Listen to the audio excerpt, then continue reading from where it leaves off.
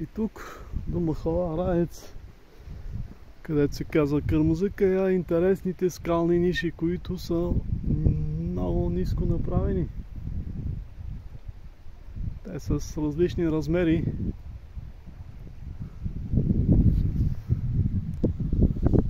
Човек може от по-близо да ги разгледа.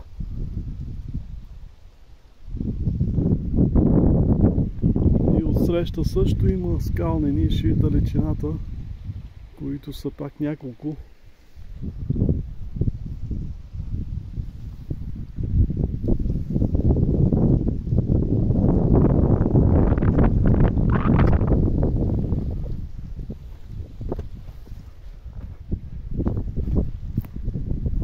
Сега ще разгледаме тази камера, която е долната част. Да я видим и нея.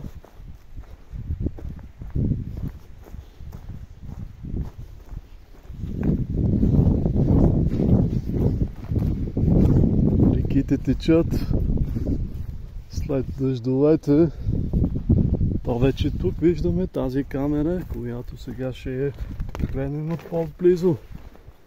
Именно там има и вклинен камък, който е поставен с някакво предназначение. Но каква е идеята? Трябва да се върнем хиляди години назад. Ето е тази камера. Тя си е доста дълбока.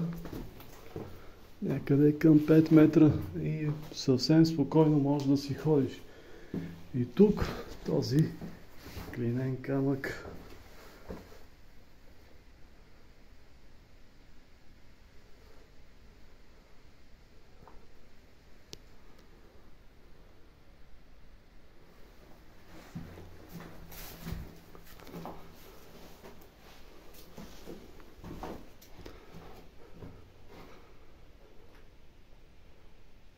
Тези хора, защо толкова се мъчили да ги направят тези неща, но както казвам, заради вярата на тези хора и да оставиш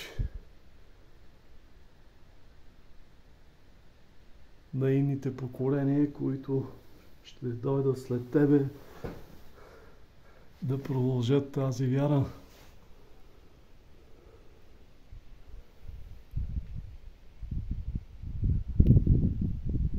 Поколения са минали и културите са смесили, дошли други хора с други вярвания и така нещата се губят.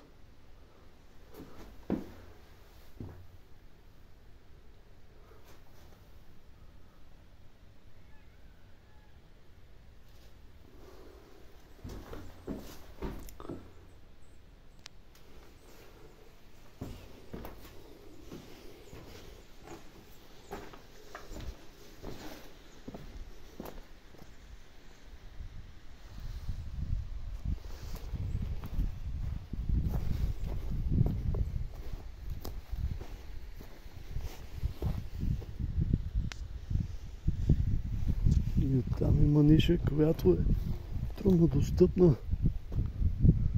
Страшно.